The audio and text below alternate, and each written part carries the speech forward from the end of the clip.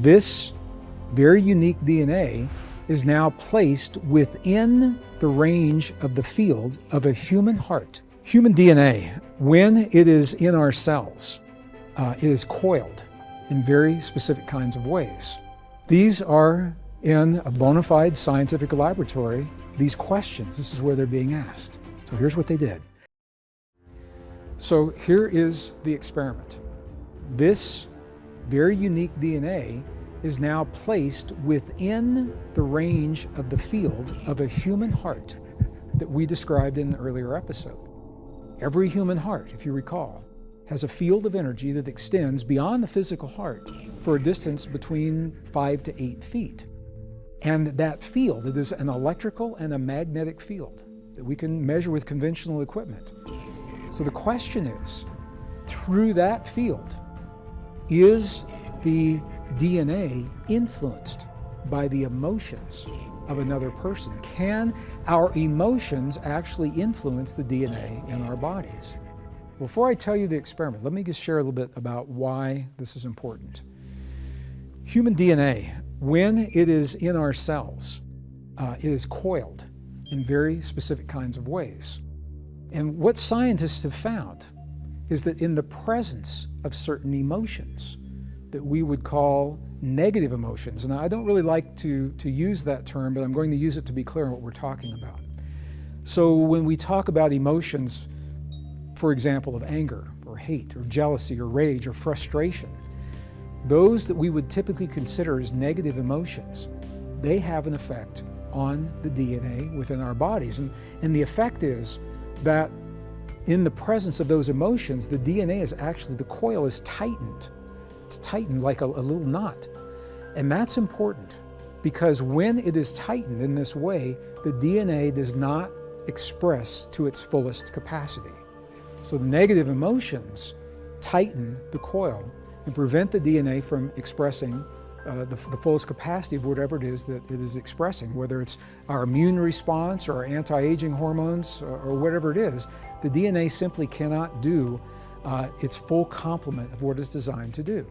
Scientists are asking in the laboratory, does the stuff we're made of have an effect on the stuff our world is made of? This is where it starts to sound like science fiction, or at least something that an advanced yogi would be working with. But these are in a bona fide scientific laboratory, these questions, this is where they're being asked. So here's what they did. They took human DNA and they placed it inside the vessel. And then they measured the DNA again to see what would happen. And they measured the photons again to see what would happen. And the results of this experiment changed the way we have been conditioned to think about ourselves and the world.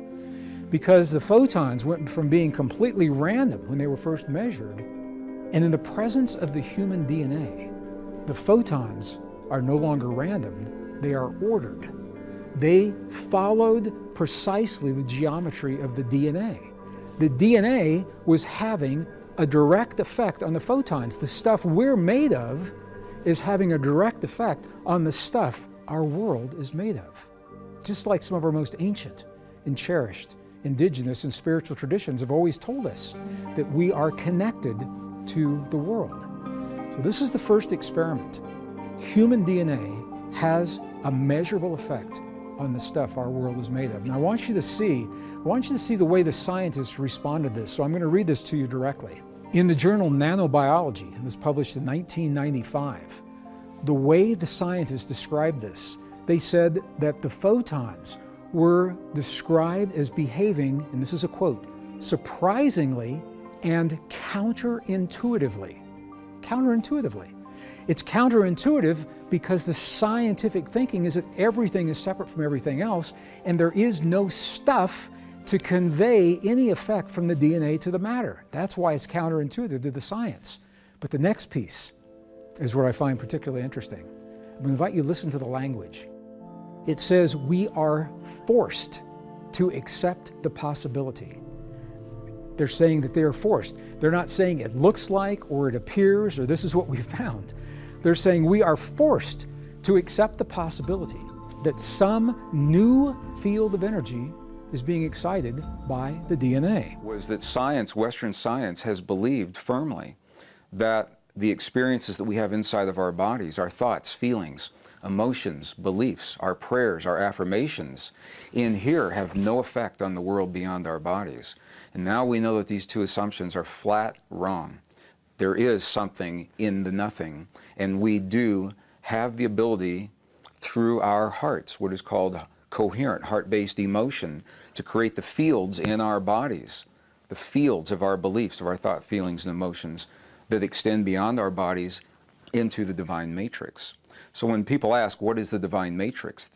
The way to answer that, it is the container for the entire universe. As far as scientists understand right now, everything that happens in this universe and in the higher dimensions of this universe are all within the context of this field, number one. Number two, that the divine matrix is a bridge between our inner and our outer worlds. It's the conduit that allows our prayers and our good wishes for one another to move from our hearts into this field and be disseminated and distributed in the field in ways that we're only beginning to understand, in ways that appear to defy the laws of physics as we understand them today. And that's exciting.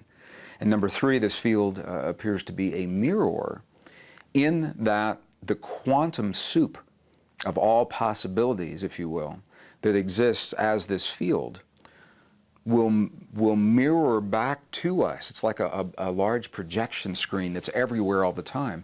It will mirror back to us what we claim to be true in our heartfelt beliefs, not what we speak as our truth, rather what we truly feel is the reality of the way our lives work, our relationships, the way our worlds work.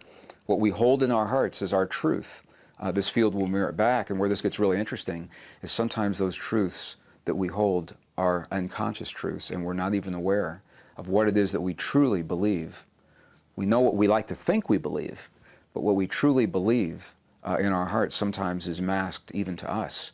And it is through the wisdom of recognizing what the world brings to us in our everyday lives, our relationships, our abundance, our health, our romance or lack thereof, all of those things. Those are all mirrors, and the mirrors don't lie. They're mirrors in this divine matrix showing us our true beliefs, what we claim to be true of ourselves and the world, our limits and our capabilities. This field, the divine matrix, of the many ways that scientists now describe the field and what makes it so significant in our lives is the fact that number one, through this field, all matter appears to be connected. And the word that science is using for this connection now is called entanglement. What entanglement suggests is that when something happens in one place in this field, in the divine matrix, it can be in another room next to us, it can be halfway around the world, that the effects of that something can be felt almost everywhere simultaneously. So let me just describe what I mean by that a little bit. There was a very famous experiment that was done in 1997, made the cover of the scientific journals, but it never made mainstream public media. And I think here's the reason why. It sounded like a very technical experiment.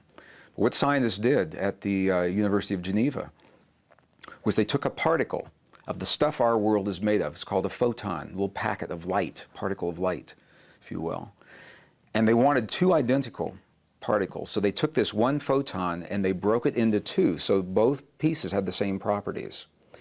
And they had a specialized device where they could fire these in opposite directions at the same time, 7 miles for one particle in one direction, 7 miles in the other direction. When they reach their destinations, they're now 14 miles apart. They're using fiber optic cables to do this. And once those particles are at their destination, they can begin the experiments. And what they found was whatever they would do to one particle, in a moment in time, the other one acted like it just had the experience faster than it could have if this one were transmitting the information to the other one. Sometimes this one would act like it was having the experience before this one even finished its experience. They said they were tickling or disturbing the particles. They would change the charge or change the spin rate or force the particle to go take path A or path B. But whatever they were doing over here, this particle always had the identical experience, as if they were still connected even though they were physically separate. And the reason this experiment is so important is it is now demonstrating to the scientific mind what the ancient indigenous traditions have always said, and that is once matter is physically connected, even though it may become separate and distant from where it was originally, it's always linked energetically. Always linked energetically. And here's why that's important. Because we live in a universe many light years in diameter, and we're made of particles that were once all converged into a single unit, a matter of fractions of a second after what's called the Big Bang, what scientists believe is the beginning of our universe. So if you could take all of the space out from between all the particles in our entire universe, many light years distant, and bring all those particles back together, scientists say that we would take up about the space of a single green pea, very compact, very hot particles of matter. And this is where we were at one time, the particles of your body and our listeners and my body. We were once part of all the stars, and we were once part of this Big Bang. And if we were once connected, even though we are now physically separate, the experiments suggest that the energy connecting us remains.